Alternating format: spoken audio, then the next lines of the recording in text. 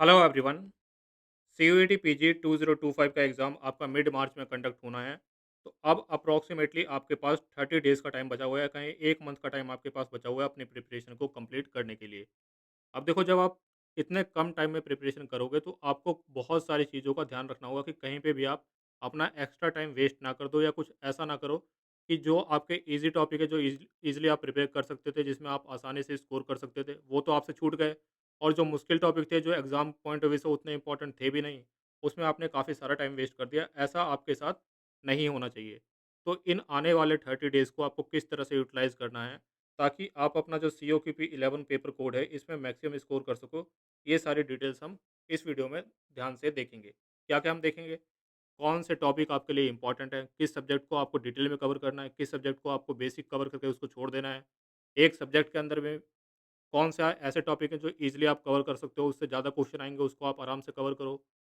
कुछ ऐसे टॉपिक्स हैं जो काफ़ी हार्ड है कवर करने के लिए, लेकिन उसमें से क्वेश्चन भी एक आध ही आता है, तो उसको आप स्किप कर सकते हो या इसको एंड के लिए आप छोड़ सकते हो। तो इस तरह से बहुत छोटी-छोटी चीज़ें हैं जिनको आपको ध्यान में रखना होगा अगर आप चाह रहे हो कि इस 30 दिनों के अंदर ही आप प्रिपेयर करो। देखो, सीधी बात ये है कि अगर आप अब अपनी प्रिपरेशन स्टार्ट कर रहे हो या कुछ दिन पहले आपने प्रिपरेशन अपनी स्टार्ट की है, तो ऑलरेडी आप थोड़ा लेट हो चुके हो। अगर इस टाइम आपने गलतियाँ करनी जारी रखी कि आपने जो टॉपिक इतना इंपॉर्टेंट नहीं था उसको आप डिटेल में पढ़ते गए, उसमें टाइम वेस्ट कर दिया, मॉक्स आपने नहीं लगाया, क्वेश्चंस की प्रैक्टिस आपने नहीं की और भी बहुत सारी गलतियाँ जो आपने की, तो हो सकता है कि आप कट ऑफ तक ना पहुँच पाओ। और जनरली देखने को ये मिलता है कि ऐसा नहीं होता कि आप कट ऑफ से बहुत पीछे रह जाओगे। जनरली आप 5 नंबर 10 नंबर से पीछे रहोगे, लेकिन उसका कोई फ़र्क नहीं पड़ेगा। आप 5 नंबर से पीछे हो या 50 नंबर से पीछे हो, मेन आपका एडमिशन होना मेन गोल है। एडमिशन आपका हो गया, कितने नंबर आपकी कट ऑफ थी, किस क्वेश्चन को अटेम्प्ट करके आपने वो नंबर स्कोर किए, मैथ्स के क्वेश्चन छोड़ के किए या मैथ्स के क्वेश्चन इंक्लूड करके किए, कोई फ़र्क नहीं पड़ता। मेन बात ये है कि ये आने वाले जो 30 दिन हैं, इसमें मैक्सिमम आप क्या कर सकते हो जिससे आप एग्ज़ाम के डे अपना मैक्सिमम एफर्ट वहाँ पे लगा सको, मैक्सिमम आउटपुट वहाँ पे प्रोड्यूस कर सको। और बेसिक बात ये है कि जिस भी कॉलेज में आपको एडमिशन लेना है, वहाँ अपनी एक सीट कंफर्म कर सको। ठीक है? तो ये हमारा मेन मोटिव रहने वाला है। देखो, मैं इसमें ये बिल्कुल नहीं बताने वाला कि क्या आइडियल वे होगा कि सब कुछ ही पढ़ लो, सब कुछ ही पूरा डिटेल में कर लो, 30 दिन में ऐसा कुछ नहीं हो सकता। आपको कुछ चीज़ें छोड़नी ही पड़ेंगी, तो वो सारी चीज़ें हम इस वीडियो में देखने वाले हैं। क्या-क्या हम इसमें देखेंगे? सबसे पहले हम एग्ज़ाम का ट्रेंड देखेंगे कि किस सेक्शन से कितने क्वेश्चन्स आते हैं, किसको हम इग्नोर कर सकते हैं, किस सेक्शन की इम्पोर्टेंस बढ़ रही है तो उस पे हमें ज़्यादा ध्यान देना है, ये सारी चीज़ें देखेंगे। फिर प्रीवियस ईयर क्वेश्चन को एनालाइज़ करना क्यों इम्पोर्टेंट है और उससे क्या हम सीखेंगे, वो सारी चीज़ें देखेंगे। फिर मैं 30 डेज़ का आपके साथ प्लान डिस्कस करूँगा कि आने वाले 30 डेज़ में डे बाय डे आपको क्या करना है। डे 1 पे क्या करना है, डे 2 पे क्या करना है, ये सारी चीज़ें हम डिस्कस करेंगे। फिर सब्जेक्ट वाइज़ प्लान मैं डिस्कस करूँगा। एक तो ब्रॉड प्लान होगा 30 डेज़ का कि 30 डेज़ को आपको किस तरह से डिवाइड करना है, किस तरह से आपको सब्जेक्ट वाइज़ सब्जेक्ट आगे मूव करना है। और दूसरा होगा सब्जेक्ट वाइज़ प्लान, यानी कि हर सब्जेक्ट के अंदर कौन से टॉपिक आपके इंपॉर्टेंट है, कौन से टॉपिक कम इंपॉर्टेंट है। ऐसे टॉपिक कौन से हैं जो आसानी से आप कवर कर सकते हो और उसमें से क्वेश्चन भी बहुत आते हैं। ये सारी चीज़ें हम देखेंगे सब्जेक्ट वाइज़ प्लान में। फिर बुक्स देखेंगे, किन बुक्स से आप प्रिपेयर कर सकते हो अगर आप सेल्फ प्रिपरेशन कर रहे हो। इसके बाद मॉक्स को आपको किस तरह से यूटिलाइज़ करना है, कितने मॉक्स देने हैं, किस तरह से देने हैं, वो सारी चीज़ें, मॉक्स में जो गलतियाँ हैं उसको किस तरह से इम्प्रूव करना है। बेसिकली सारी चीज़ें हम इस पर्टिकुलर वीडियो के अंदर डिस्कस करेंगे इस फॉर्मेट के अंदर। सबसे पहले देखते हैं ट्रेंड को। ट्रेंड का मतलब किस टॉपिक से, किस सब्जेक्ट से कितने क्वेश्चन आते हैं। तो देखो, 5 सेक्शन आपके एग्जाम में आएँगे। एक लैंग्वेज का सेक्शन, इसमें आपको या तो इंग्लिश चूज़ करनी है या हिंदी चूज़ करनी है। ठीक है? ये आपको अपने मीडियम के अकॉर्डिंग रखना है। आपने हिंदी मीडियम चूज़ करी है तो आपको हिंदी के क्वेश्चन सॉल्व करने हैं। आपने इंग्लिश मीडियम चूज़ किया तो आपको इंग्लिश के क्वेश्चन सॉल्व करने हैं। दोनों के क्वेश्चन सॉल्व नहीं करने, या तो आपको हिंदी करनी है या इंग्लिश करनी है। बाकी सारे जो क्वेश्चन होंगे वो बाइलिंगुअल होंगे, यानी कि वो हिंदी में भी होंगे, इंग्लिश में भी होंगे। तो आपको जो अपनी मीडियम चूज़ करनी है वो लैंग्वेज के हिसाब से करनी है। जो लैंग्वेज के क्वेश्चन है वो आप किस मीडियम में चूज़ करना चाहते हो। बाकी सारे क्वेश्चन क्योंकि बाइलिंगुअल होंगे तो उसमें आप लैंग्वेज चेंज कर लो। हिंदी में आपके सामने आया, आपको हिंदी में नहीं करना है, इंग्लिश कर लो। वो सारे क्वेश्चन जो है बाइलिंगुअल होंगे। तो देखो, जो आपका लैंग्वेज का सेक्शन है, एक चीज़ और ध्यान रखना कि ये पेपर जो है 2022 से स्टार्ट हुआ है। अब 2022 और 2023 में जो आपका पेपर आता था उसमें 100 क्वेश्चंस होते थे। 2024 में जो आपका क्वेश्चन पेपर आया उसमें 75 क्वेश्चन थे और इस साल जो आपका क्वेश्चन पेपर आएगा उसके अंदर भी 75 क्वेश्चन ही आपको देखने को मिलेंगे। लेकिन डिफ़िकल्टी लेवल और इंक्रीज़ क्यों हो गया है? क्योंकि 2024 के अंदर ये 75 क्वेश्चन सॉल्व करने के लिए आपको 105 मिनट मिलते थे, यानी कि 1 घंटा 45 मिनट। लेकिन इस साल ये 75 क्वेश्चन सॉल्व करने के लिए आपको सिर्फ 90 मिनट मिलेंगे। 15 मिनट और कम कर दिए गए, 1 घंटा 30 मिनट यानी कि 90 मिनट आपको मिलेंगे। इससे दिक्कत क्या होगी कि मोस्टली स्टूडेंट्स को मैंने देखा है कि उनकी मैथ्स जो है थोड़ी वीक होती है। तो अब क्योंकि टाइम कम हो गया तो मैथ्स के क्वेश्चन को सॉल्व करने के लिए अब आपके पास और कम टाइम होगा, तो आपको और जल्दी अपनी स्पीड पे काम करना पड़ेगा। तो अगर लैंग्वेज की बात करें तो 2022 में 25 क्वेश्चन, फिर 20 क्वेश्चन, फिर 16 क्वेश्चन, तो आप मान के चल सकते हो कि 15 से 20 क्वेश्चन आपके लैंग्वेज सेक्शन से आएँगे। जीके की बात करें तो हर साल 20-20 क्वेश्चन ही आते रहे हैं, तो अप्रॉक्सिमेटली 20 क्वेश्चन ये भी आप इस साल भी एक्सपेक्ट कर सकते हो। कंप्यूटर की बात करें तो देखो, जब 100 क्वेश्चन आते थे तो कंप्यूटर के 10-10 क्वेश्चन थे। तो अगले साल से जब 75 क्वेश्चन हुए तो सबने एक्सपेक्ट किया कि पहले 10 क्वेश्चन थे, अब 75 क्वेश्चन हो गए हैं। तो 10 से कम क्वेश्चन आएँगे, 10 क्वेश्चन आएँगे या हो सकता है कि 7-8 क्वेश्चन आएँ, लेकिन उस साल क्वेश्चन आए हैं 15। यानी कि कंप्यूटर एक ऐसा सेक्शन है जिसकी इम्पोर्टेंस धीरे-धीरे इंक्रीज़ हो रही है, इसकी वेटेज जो है इंक्रीज़ हो रही है। 15 10 से 15 क्वेश्चन आप सिर्फ़ कंप्यूटर सेक्शन से मान सकते हो। जनरल एप्टीट्यूड यानी कि मैथ्स की बात करें तो पहले 25-25 क्वेश्चन इससे आते थे, लेकिन लास्ट ईयर सिर्फ़ 10 क्वेश्चन आए हैं। तो जो जिन स्टूडेंट्स की मैथ्स उतनी अच्छी नहीं है, मैथ्स में वीक हैं, तो आप मान सकते हो कि अगर इस साल भी 10 क्वेश्चन आएँगे तो आपके लिए एंट्रेंस थोड़ा ईज़ी हो सकता है। तो 10 से 15 क्वेश्चन आप मैथ्स के एक्सपेक्ट कर सकते हो। रीज़निंग के पहले 20-25 क्वेश्चन और फिर लास्ट ईयर 14 क्वेश्चन आए, तो आप 15 से 20 क्वेश्चन, मैक्सिमम 20 क्वेश्चन आप इससे एक्सपेक्ट कर सकते हो। तो ये अराउंड आपका पेपर का ट्रेंड रहने वाला है, कुछ भी कन्फर्म नहीं है। ये सारी चीज़ें एक बेसिकली आप मान लो ये गेस वर्क है। ये अंदाज़ा लगाया जा रहा है कि इतने क्वेश्चन आ सकते हैं। एक्चुअल पेपर में क्या वेटेज रहेगा, किसी को नहीं पता। अब देखो, ये सारी चीज़ें हर ईयर में कौन-सा क्वेश्चन आया है, वो क्वेश्चन को पूछने के पीछे मोटिव क्या है, वो क्वेश्चन कहाँ से आया है, उस क्वेश्चन से आपको क्या लर्निंग्स लेनी है, किस तरह से प्रिपरेशन में उससे आपको मदद मिलेगी, इन सारी चीज़ों को समझाने में टाइम लगता है। तो इसके लिए अलग से मैंने प्लेलिस्ट बना दी है, इसके अंदर आपके 2022, 2023, 2024 सबके पेपर मैंने एनालाइज़ करके यहाँ पे दिए हैं। आपके पास टाइम कम है तो कम से कम 2024 का जो आपका पेपर है, जो लास्ट ईयर वाला पेपर है, उसका एनालिसिस आप देख लो। सब्जेक्ट वाइज़ एनालिसिस यहाँ पे दिया हुआ है। अगर आपके पास और टाइम है तो आप 2023 का भी देख लेना एक बार, लेकिन कम से कम 2024 का तो एनालिसिस आप देख ही लो। आपको बहुत ज़्यादा क्लैरिटी इसमें मिलेगी। आपका माइंड जो है, बिल्कुल एग्ज़ाम फ़ोकस्ड हो जाएगा कि ऐसी चीज़ें अगर आपके सामने आईं, जो एग्ज़ाम पॉइंट से रिलेवेंट नहीं है, तो आप अपने आप ही पहचान पाओगे। अपने आप ही आप पहचान लोगे, क्योंकि आपने प्रीवियस ईयर के ट्रेंड्स देखे हुए हैं। जो भी मटेरियल आपके सामने ऐसा आएगा जो आपके एग्ज़ाम पॉइंट ऑफ व्यू से इतना रिलेवेंट नहीं है, आप खुद ही उसको साइड कर दोगे। अगर आपके दिमाग में ये थॉट प्रोसेस नहीं आ पाएगा कि एग्ज़ाम का एक्चुअल ट्रेंड है क्या, तो आप इर्रेलेवेंट मटेरियल भी पढ़ते रहोगे, तो ये आपकी हेल्प हो जाएगी। इसको आपको ज़रूर देखना है। अब आ जाते हैं हम प्लान के ऊपर कि प्लान किस तरह से हम फॉलो करने वाले हैं। देखो, 30 डेज़ का प्लान यहाँ पे मैं डिस्कस करूँगा। अब मैं स्टार्ट कर रहा हूँ इस प्लान को 15 फरवरी से। जब ये वीडियो रिकॉर्ड हो रही है, तो ये 12 फरवरी है। हो सकता है आप 13, 14, 15 या उसके बाद देखें, तो उसके अकॉर्डिंग आप एडजस्ट करना। अगर आप 12 को ही देख ले रहे हो, तो आने वाले 1 से 2 दिन आपको क्या करना है? पहला काम तो आपको ये करना है कि प्रीवियस ईयर के क्वेश्चंस को एनालाइज़ करना है और उसके बाद ये प्लान आपको स्टार्ट करना है। तो 1 या 2 दिन आप प्रीवियस ईयर के क्वेश्चन को एनालाइज़ करने में लगा सकते हो। अपने रिसोर्सेज़ फाइनल करने हैं, कोर्स आपको जॉइन करना है, टेस्ट सीरीज़ आपको लेनी है, वो सारी चीज़ें आप 1 से 2 दिनों में अपना कर सकते हो। उसके बाद सीधा आप प्लान पे आ जाओगे। तो 15 से लेके 28 फरवरी तक ये जो आपका टाइम है 13-14 दिनों का, इसमें आपको सबसे पहले 2 सब्जेक्ट पे फ़ोकस करना है, रीज़निंग पे और कंप्यूटर पे। अब मैं ऐसा क्यों बोल रहा हूँ? बाकी सब बोलेंगे कि जो सबसे मुश्किल सब्जेक्ट है कि भई तुम्हारे मैथ्स बिल्कुल कमज़ोर है, तो सबसे पहले मैथ्स को प्रिपेयर करो। भाई अगर मैथ्स से 10 क्वेश्चन आए, आपने मैथ्स प्रिपेयर भी कर लिया, क्योंकि आप मैथ्स में वीक हो तो 30 दिन में कितना ही प्रिपेयर कर लोगे? मान लो आपने 10 में से 6 क्वेश्चन कर लिए। अगर मैथ्स नहीं आपने प्रिपेयर किया, तो भी 10 में से 2 क्वेश्चन तो आप तब भी कर लोगे। या मान लो, मैं मान के चलता हूँ कि आपने 10 में से 0 क्वेश्चन ही किए। लेकिन ऐसे जो सब्जेक्ट हैं, जो ईज़ी टू प्रिपेयर हैं, रीज़निंग ईज़ी टू प्रिपेयर है, जो आप पढ़ोगे वही एग्ज़ाम में आएगा। कंप्यूटर बेसिक्स बहुत लंबा-चौड़ा सिलेबस नहीं है, छोटा-सा सिलेबस है, उसमें से ही जनरली क्वेश्चन आ जाते हैं। मैथ्स एक ऐसा सेक्शन है जिसमें से हज़ारों क्वेश्चन बन सकते हैं। आप मान लो आपने परसेंटेज का टॉपिक पढ़ा, परसेंटेज में से 1000 टाइप के क्वेश्चन बन सकते हैं। और अगर आप परसेंटेज में पहले से ही वीक हो, तो आप 1 या 2 दिन परसेंटेज लगा भी दोगे, परसेंटेज में आप उसमें इन्वेस्ट कर भी दोगे, तब भी ऐसी कोई गारंटी नहीं है कि परसेंटेज का क्वेश्चन आपका एग्ज़ाम में अगर आया भी, तो उसको आप सॉल्व कर ले जाओ। क्योंकि मैथ्स में बहुत टाइप के क्वेश्चन बन सकते हैं। मैथ्स की लैंग्वेज से ही आपके अलग-अलग क्वेश्चन डिवाइड हो जाएँगे। कहने का मतलब ये है कि मैथ्स में अगर 10 क्वेश्चन आते हैं और उसमें से 10 के 10 आपको सॉल्व करने हैं, तो वो 1 महीने का काम नहीं है। उसमें आपको 2-3 महीने सिर्फ़ मैथ ही पढ़नी पड़ेगी, त तब आपके मैथ्स में अच्छे होगे। अगर इन केस आप मैथ्स में वीक हो, अगर मैथ्स में आप ऑलरेडी ठीक हो, तो आपके लिए दिक्कत की बात नहीं है। तो कहने का मतलब सिर्फ़ इतना है कि ऐसे जो सब्जेक्ट है मैथ्स, इस पे आपको फ़ोकस अब थोड़ा कम करना है। ऐसे सब्जेक्ट जो आप ईज़िली प्रिपेयर कर पाओ, ईज़िली स्कोरेबल हो, उस पे आपको फ़ोकस बढ़ाना है। तो पहले 15 दिनों में आपको 2 सब्जेक्ट से फ़ोकस करना है, रीज़निंग पे और कंप्यूटर पे। क्यों? मैंने आपको रीज़न बताया, ईज़ी टू कवर है, आसानी से आप इसको कवर कर पाओगे। जो आप एक्चुअली में कवर करोगे, उसी में से क्वेश्चन आएँगे। तो ये आपका रीज़न है। फिर आने वाले 10 दिनों में आपको मैथ्स और जीके को कवर करना है।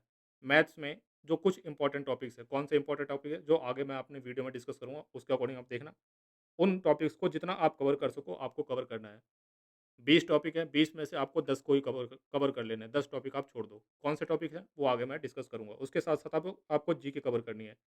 जीके क्योंकि बहुत वास्ट है, तो जीके को मैं अलग से डिटेल में डिस्कस करूँगा कि कौन से टॉपिक में कितना आपको पढ़ना है, वो सारी चीज़ें हम देखेंगे। तो ये आपका रहना है कि 15 से 28 फरवरी तक आप रीज़निंग और कंप्यूटर पढ़ोगे। कोशिश करो कि 1 दिन में 1 टॉपिक कंप्लीट कर दो कम से कम, ठीक है? मैथ्स और जीके को फिर आने वाले 10 दिनों में पढ़ना है। कोशिश करो कि 1 दिन में 1 टॉपिक आप कवर करो। तो मैथ्स के 20 टॉपिक दिए हों, तो उसमें से 10 टॉपिक आपको करने हैं, 10 आपको छोड़ने हैं राम भरोसे। अब ये क्योंकि 30 दिन बचे हैं, तो कुछ ना कुछ तो आपको छोड़ना ही पड़ेगा, तो मेरा सजेशन है कि ये आपको छोड़ना है। अब देखो, ये आप सब्जेक्ट तो कवर करोगे, उसके साथ-साथ आपको क्या करना है, उसके साथ-साथ आपको टेस्ट देने हैं। टेस्ट देने के लिए अब ऐसा नहीं है कि आप पहले पूरा सिलेबस कवर करोगे, फिर जाके टेस्ट दोगे, 30 दिन का टाइम है, सब कुछ आप नहीं कर सकते। सारी चीज़ें आपको अभी से थोड़ी-थोड़ी स्टार्ट करनी पड़ेंगी। कैसे टेस्ट दोगे आप? मान लो आपने रीज़निंग पढ़ा, रीज़निंग में एक टॉपिक आपने कंप्लीट किया एनालॉजी, या कुछ मान लो आपने ब्लड रिलेशन कंप्लीट किया। ब्लड रिलेशन कंप्लीट करोगे, उसका आपको एक टॉपिक वाइज़ टेस्ट देना है। इसी तरह से मान लो आपने रीज़निंग के 5 से 6 टॉपिक आपने कंप्लीट कर लिए। जैसे ही 5 से 6 टॉपिक आपने कंप्लीट किया, उसका आप एक सेक्शनल टेस्ट दोगे। तो टॉपिक वाइज़ टेस्ट और सेक्शनल टेस्ट आपकी प्रिपरेशन के साथ ही चलेंगे। उसके साथ-साथ जो आपका लैंग्वेज का सेक्शन है, चाहे आपकी हिंदी हो, चाहे इंग्लिश हो, उसमें कुछ चीज़ें ऐसी होती हैं जो आपको लर्न करनी होती हैं, और कुछ क्वेश्चन्स ऐसे होते हैं जो आपके ग्रामर के बेसिस पे होते हैं। अब देखो, अभी 30 दिन का समय बचा है, आप एग्ज़ाम में जब बैठते हो, तो इंग्लिश के क्वेश्चन को कैसे सॉल्व करते हो? तो मोस्टली 90% स्टूडेंट क्या करते हैं कि क्वेश्चन रीड किया, उसके बाद ऑप्शन देखे, जो ठीक लग रहा है, कि चारों ऑप्शन पे रीड कर लिया, इसमें से अब जो ठीक लग रहा है उसको लगा दो। पहले आपने जो इतने सालों तक इंग्लिश पढ़ी है, वो आपका अब काम आएगा। कितना भी आप पढ़ लो, एग्ज़ाम हॉल में जाके आप वही करने वाले हो कि चारों ऑप्शन में से कौन-सा ठीक लग रहा है, वो मैं लगाऊँगा। तो इसमें आप ज़्यादा सोचने की ज़रूरत नहीं है। कुछ टॉपिक हैं जो लर्न करने वाले हैं, उसको आप लर्न करो। बाकी ग्रामर को आप छोड़ो राम भरोसे। इतने सालों तक जो आपने इंग्लिश पढ़ी है, अगर आप हिंदी चूज़ कर रहे हो, तो जो इतने सालों तक आपने हिंदी पढ़ी है, उसके भरोसे ही आपको जाना है। कुछ टॉपिक जो लर्न करने वाले हैं, उसको डेली बेसिस पे आप या तो स्टार्टिंग में दिन शुरू होते समय, या दिन अंत होते होते समय, यानी कि शुरू सुबह या रात को आपको 1 या आधा घंटा रीड करना है। कौन से टॉपिक है ये? One word substitution, synonym, antonyms, idiom phrase, या आपके जो वोकैब होती है, इस टाइप के जो टॉपिक्स हैं, इसको आपको डेली के बेसिस पे 1 या आधा घंटा रीड करना है। इसके अलावा क्या करना होगा डेली बेसिस पे? वीक में 2 महीने का करंट अफ़ेयर आपको करना है, वीक में, एवरी वीक। अब किस दिन आप करोगे, तो कोशिश करो आप संडे वाले दिन, संडे का दिन निकाल के रखो आप करंट अफ़ेयर को करने के लिए। एक संडे में आपको 2 महीने का करंट अफ़ेयर कवर करना है।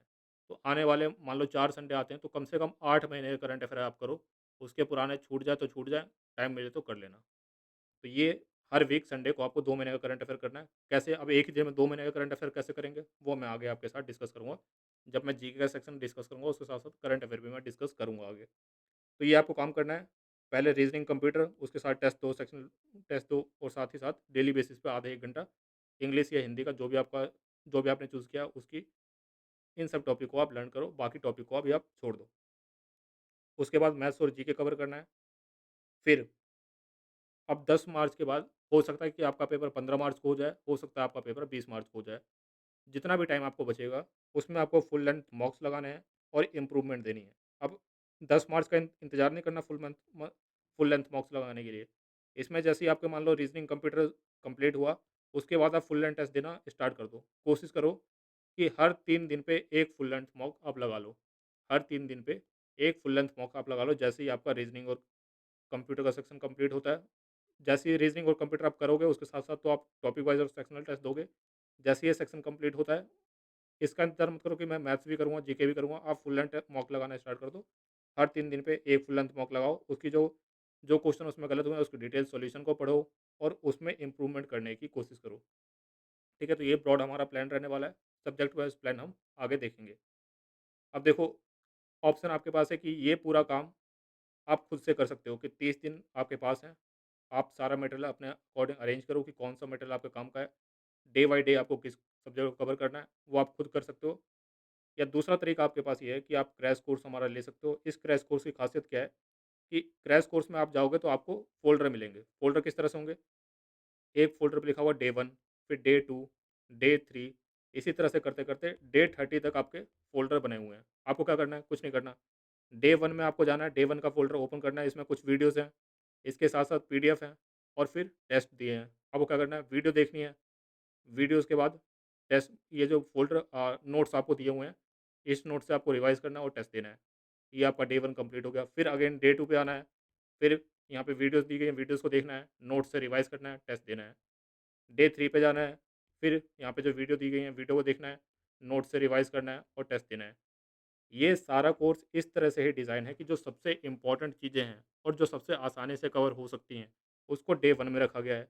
फिर डे 2 में, डे 3 में, इसी तरह से ये डिक्रीज़िंग ऑर्डर में है कि अगर कोई ऐसा स्टूडेंट जो डे 25 तक भी कवर कर ले, मान लो आखिरी के 5 दिन उसके पास टाइम ना बचे, तो आखिरी के जो 5 दिन हैं, उसमें ऐसा कंटेंट है जो बहुत ज़्यादा इम्पोर्टेंट नहीं है।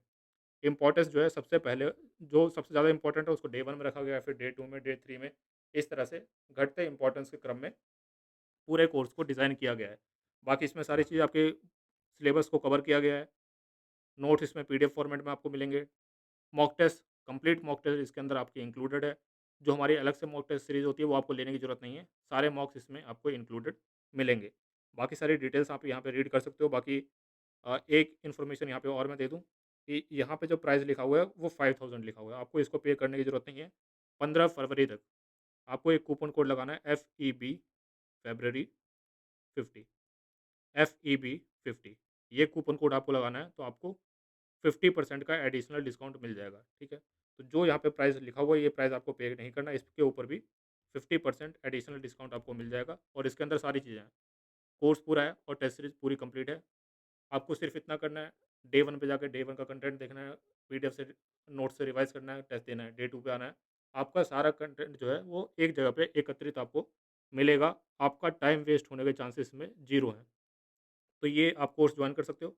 बाकी अगर आपने प्रिपरेशन करी हुई है या प्रिपरेशन आप कर रहे हो, आपको मॉक टेस्ट सीरीज़ चाहिए, तो आप मॉक टेस्ट सीरीज़ भी ले सकते हो। यहाँ पे मेंशन की हुई है, मॉक टेस्ट सीरीज़ में आपको क्या मिलेंगे, तो 20 आपको फुल लेंथ टेस्ट मिलेंगे, 5 सेक्शनल टेस्ट मिलेंगे हर सब्जेक्ट के, टॉपिक वाइज़ टेस्ट मिलेंगे सारे इंपॉर्टेंट टॉपिक्स के और करंट अफेयर के भी, मंथली करंट अफेयर के टेस्ट भी इसके अंदर आपको मिलेंगे।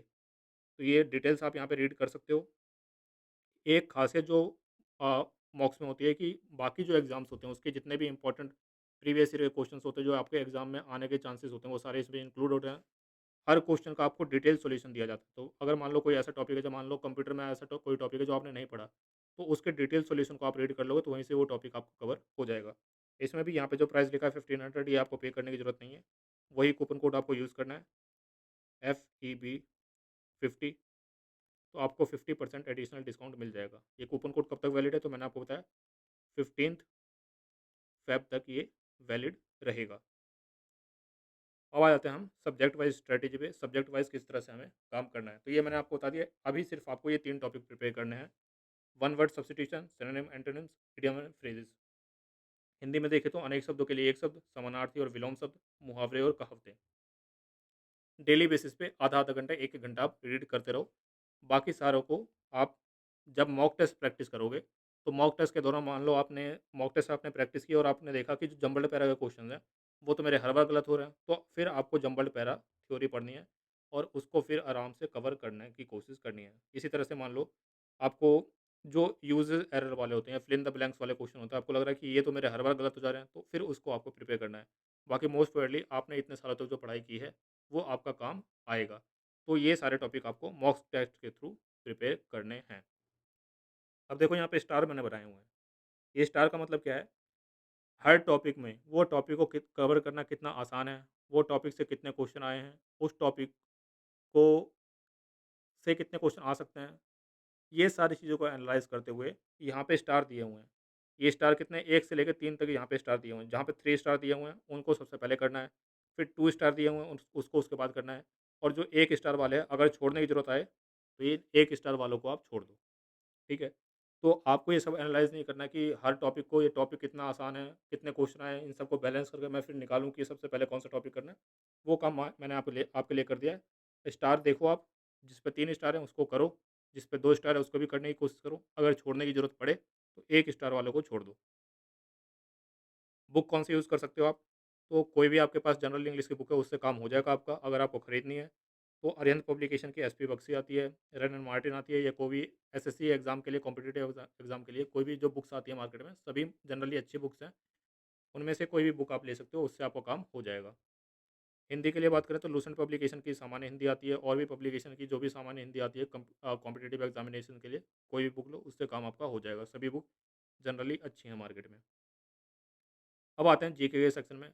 अब ये देखो, इसमें ये दिक्कत क्या है, सेक्शन बहुत बड़ा है, हर टॉपिक जो है बहुत वास्ट है, उसमें से क्वेश्चन आएगा 1-2, कैसे प्रिपेयर करें?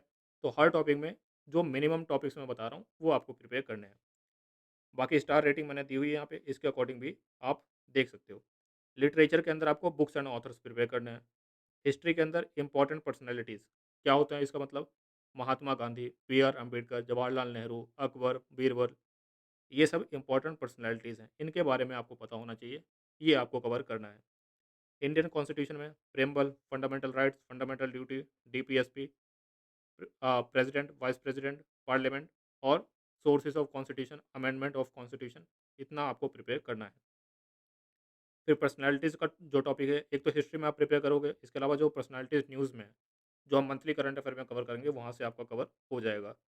स्पोर्ट्स में आपको स्पोर्ट्स का स्टैटिक भी कवर करना है, करंट अफेयर भी। कैसे? जैसे मान लो ओलंपिक्स है, तो ओलंपिक्स में जो फर्स्ट ओलंपिक हुआ था, इंडिया से किस-किस ने अब तक ओलंपिक में गोल्ड गोल्ड मेडल जीता है, ये सारे आपका स्टैटिक का पार्ट है। और जो अभी रिसेंट आपका ओलंपिक हुआ है, पेरिस ओलंपिक, ये आपका करंट अफेयर का पार्ट है। तो इस तरह से आपको स्टैटिक भी प्रिपेयर करना है और करंट अफेयर भी प्रिपेयर करना है, दोनों से क्वेश्चन आपके आते हैं। इकोनॉमी की बात करें तो इकोनॉमिक्स हो या नेशनल या इंटरनेशनल इकोनॉमिक्स हो, ये कुछ टॉपिक आपको प्रिपेयर कर लेने हैं। आरबीआई के बारे में आपको पता होना चाहिए, monetary policy, physical policy, budget और इंटरनेशनल ऑर्गेनाइजेशन, ये टॉपिक आपको मिनिमम प्रिपेयर करना है। ये मैं मिनिमम बता रहा हूँ, सिलेबस तो इसके बहुत बड़े हैं, मिनिमम इतने ही आपको काम करना है। साइंस के अंदर ह्यूमन बॉडी के बारे में, डिजीज़ के बारे में, कुछ केमिकल्स होते हैं उनके बारे में आपको, chemical formula, chemical name, elements, इनके बारे में आपको पता करना है। पॉलिटिक्स अलग से आपको प्रिपेयर नहीं करनी, करंट अफेयर आप पढ़ रहे हो, उसमें से आपका काम होगा। लीगल अवेयरनेस के बारे में, एक तो स्टैटिक जीके कवर करना है। लीगल जीके, जैसे कौन से हाई कोर्ट के अंदर किस स्टेट की जुरिस्डिक्शन है, ठीक है? जैसे आपका केरला हाई कोर्ट में कौन-कौन से स्टेट की जुरिस्डिक्शन है, लक्षद्वीप आपका किस हाई कोर्ट के अंदर आता है, अंडमान निकोबार आइलैंड जो है आपका किस हाई कोर्ट के अंडर आता है, ये आपकी बेसिक है। फर्स्ट हाई कोर्ट में फर्स्ट फीमेल जज कौन थी, सुप्रीम कोर्ट में फर्स्ट फीमेल जज कौन है, इसके अलावा कितने हाई कोर्ट है देश के अंदर, ये सारी चीज़ें आपको पता होनी चाहिए, सुप्रीम कोर्ट के बारे में बेसिक फैक्ट्स। इसके अलावा लैंडमार्क जजमेंट्स, और उसके साथ-साथ जो रीसेंट जजमेंट जो इन जनरल न्यूज़ में है, आप वो जो जुडिशरी वाली प्रिपरेशन होती है कि सारे इंपॉर्टेंट जजमेंट करते रहो, वो नहीं करना। जो इन जनरल बहुत ज़्यादा न्यूज़ में है, सिर्फ़ उसको रीसेंट जजमेंट्स को आपको कवर करना है। फिर लीगल टर्म्स एंड मैक्सिम्स और current affair, legal current affair, इतना काम आपको करना है। ट्रेड अवेयरनेस जो है मोस्टली करंट अफेयर से रिलेटेड टॉपिक है, तो इसको मैं करंट अफेयर में कैसे प्रिपेयर करना है, वो मैं आपको बताऊँगा। ज्योग्राफी के अंदर रिवर्स हो गए, नेशनल पार्क हो गए, टारगेट रिज़र्व हो गए, इस टाइप के जो टॉपिक्स हैं वो आपको करने हैं। कल्चर के अंदर डांस फॉर्म और म्यूज़िक, ये इतना आपको कवर करना है। अवार्ड्स के अंदर स्टैटिक और करंट अफेयर जैसे स्पोर्ट्स में करना, उसी तरह से कि जैसे मान लो नोबेल प्राइज़ है। अब नोबेल प्राइज़ का फर्स्ट नोबेल प्राइज़ क्या है, कौन देता है, कहाँ पे दिया जाता है, ये सारा आपका स्टैटिक में है। करंट अफेयर जो रिसेंट में नोबेल प्राइज़ मिले हैं, वो आपका करंट अफेयर का टॉपिक हो गया। तो इस तरह से आपको जीके को कंप्लीट करना है। अब एक क्वेश्चन रह गया कि करंट अफेयर कैसे करें? करंट अफेयर को आपने तो स्टार्टिंग में बोल दिया कि 1 वीक के अंदर, या मैंने कहा कि संडे के संडे आपको 2 महीने के करंट अफेयर निपटाने हैं। कैसे निपटाने हैं वो देखो। ये हमारा फ्री करंट अफेयर का कोर्स है, ₹1 आपको पे करना है। वो भी बस इसलिए क्योंकि वेबसाइट पे लिस्ट करने के लिए कुछ अमाउंट वहाँ पे रखना होता है, तो ₹1 यहाँ पे रखे हुए हैं, इसको आप पे करोगे तो ये कोर्स आपके लिए ओपन हो जाएगा। इसमें हर महीने की मैगज़ीन आपको देखने को मिलेगी, ठीक है? हर महीने की मैगज़ीन आपको देखने को मिलेगी, और मैगज़ीन का साइज़ क्या है, 20 से 25 पेज। वो भी क्योंकि फ़ॉन्ट बड़ा है, आधे में तो इमेज है इसलिए। एक्चुअल में उसका कंटेंट जो है 10 पेज का ही है। तो आप यूट्यूब चैनल पे देखोगे तो प्लेलिस्ट के सेक्शन में आपको मंथली करंट अफेयर की एक वीडियो मिलेगी। वीडियो अप्रॉक्सिमेटली 1 घंटे की होती है। 1 घंटे की वीडियो देखो, उसके बाद जाके ये मैगज़ीन यहाँ पे रीड करो। मैगज़ीन जैसे मैंने आपको बताया, कंटेंट उसमें एक्चुअल कंटेंट 10 पेज का ही है, आधे में तो फ़ोटो ही फ़ोटो है। तो इसमें 1 घंटा आपको वीडियो देखने में लगेगा। अगर आप स्पीड इंक्रीज़ करके देखना चाहते हो तो उसको देख सकते हो। बाकी देख लेना, अगर समझ नहीं आ रहा है स्पीड इंक्रीज़ करके तो कम स्पीड में देख लो। तो 1 घंटा इसमें लगेंगे और मैं मान के चल रहा हूँ कि 2 घंटा आपको मैगज़ीन पढ़ने और उसको थोड़ा रिवाइज़ करने में लगेंगे। तो 1 महीने का करंट अफ़ेयर करने में आपको 3 घंटे लगेंगे। 1 दिन में आपको 2 महीने का करना है तो 6 घंटे आपको लगेंगे। 2 महीने का करंट अफ़ेयर आप आराम से कंप्लीट कर पाओगे। यहीं पे आपको मंथली करंट अफ़ेयर के टेस्ट भी मिल जाएँगे। ध्यान रखना, जो यहाँ पे टेस्ट हैं उसमें कुछ क्वेश्चन जो है मैगज़ीन के अलावा एक्स्ट्रा भी ऐड किए गए हैं। अब बहुत सारे स्टूडेंट बोलेंगे कि ये क्यों ऐड कर दिए? देखो, मेरे लिए बहुत आसान था कि जो मैगज़ीन में मैंने पढ़ाया है वही क्वेश्चन में दे दूँ। मेन मोटिव ये है कि क्वेश्चन जो है कुछ एक्स्ट्रा भी ऐड किए जाएँ। क्योंकि मैगज़ीन में सिर्फ़ इम्पोर्टेंट न्यूज़ ही कवर की गई हैं, जो एग्ज़ाम पॉइंट ऑफ व्यू से इम्पोर्टेंट है। कुछ ऐसी न्यूज़ भी होती है जो वन लाइनर होती है, आने के चांसेस है या नहीं है, कम पता है, उतने इम्पोर्टेंट नहीं है, तो उसको मैंने एक लाइन में एमसीक्यू फॉर्मेट में उसमें रख दिया कि एक बार आप उसको देख लो, आपके दिमाग में थोड़ा रहे कि बाय चांस अगर गलती से एग्ज़ाम में आ गया तो वो आपके ध्यान में रहे, इसलिए यहाँ पे टेस्ट को आप सप्लीमेंट कर सकते हो। ठीक है, बाकी जो मेन आपको काम करना है वो मैगज़ीन के थ्रू ही करना है, मैगज़ीन से ही आपको रिवाइज़ करना है। तो ये करंट अफ़ेयर हो गया, जितना भी करंट अफ़ेयर यहाँ पे मैंने लिखा है कि ये ट्रेड अवेयरनेस में करंट अफ़ेयर है, फिर लीगल का करंट अफ़ेयर है, फिर यहाँ पे पर्सनैलिटीज़ में करंट अफ़ेयर है, ये सारा करंट अफ़ेयर इसके अंदर इंक्लूड हो जाएगा। 1 महीने का कवर करने में 3 घंटे आपको लगेंगे। यहाँ से आपको काम करना है, हर संडे को 2 महीने का आपको कर लेना है। कौन से इंपॉर्टेंट है तो मैं आपको बोलूँगा कि लास्ट 6 से 7 महीने के, आप मान के चलो अगस्त से लेके फरवरी तक के आपके मोस्ट इम्पोर्टेंट है। उसके पहले जो है, अगर आपके पास टाइम है तो अप्रैल से लेके जुलाई तक के भी आप कर लेना। अप्रैल के पहले वाले मत करना, जनवरी, फरवरी, मार्च, ये 2024 की बात कर रहा हूँ मैं। इसके आप मत करना। कौन सी बुक आप यूज़ कर सकते हो? तो लूसेंट पब्लिकेशन की बुक आप यूज़ कर सकते हो अगर आपके पास टाइम है, आप डिटेल में पढ़ना चाह रहे हो। अगर टाइम नहीं है, बहुत कम टाइम है, तो अरिहंत पब्लिकेशन की पतली वाली आती है। अरिहंत पब्लिकेशन की मोटी बुक भी आती है, वो नहीं लेनी। पतली वाली आती है, 50-60 रुपए की आती होगी, ठीक है? उसको आपको लेना है। टाइम है या पहले से आप प्रिपरेशन कर रहे हो, लूसेंट आपके पास पड़ी हुई है, लूसेंट आपने पहले पढ़ा हुआ है एक आध बार, तो आप लूसेंट से ही प्रिपेयर करो। फिर लीगल रीज़निंग की बात करते हैं, सॉरी लॉजिकल रीज़निंग की बात करते हैं, तो यहाँ पे स्टार मेंशन किए हुए हैं। इन स्टार्स को देखो, इसमें से जैसे मैंने आपको बताया कि जिस पे तो स्टार है ही नहीं, जैसे लीनियर है, ये टॉपिक है ही नहीं है। बेसिकली अरेंजमेंट के अंदर ही लीनियर का टॉपिक आ जाता है। तो जो 3 स्टार वाले हैं, 2 स्टार वाले हैं, उनको करना है, किसी भी हालत में करना है।